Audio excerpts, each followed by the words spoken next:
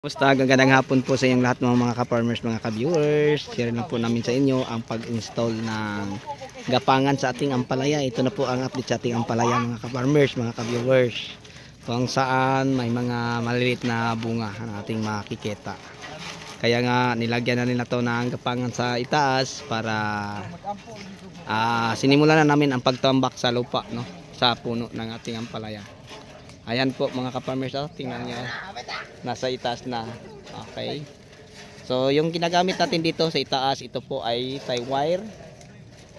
Tapos sa ilalim, ito ay diamond na straw. Okay, so yung ano natin ng palaya, may mga malilit na bunga na ating makikita.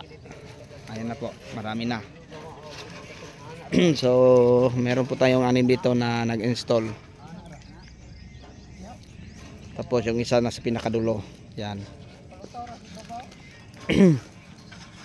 So talagang ganyan lang kasimple ang pag-install ng Atlas Flatline sa ampalaya. Kaya nga lapitan natin para makita kung ano ang ginagawa nila.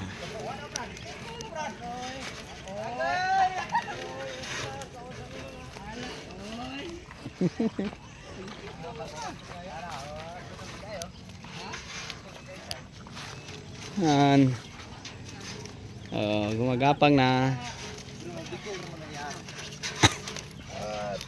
May tie wire din sa gitna. So yan lang po mga ka-farmers, mga ka-viewers. Sana po may natutunan po kayo na idea, no, sa ating ginagawang short video sa hapong na ito. Hanggang sa huli, ako na po yung magpapaalam sa inyo.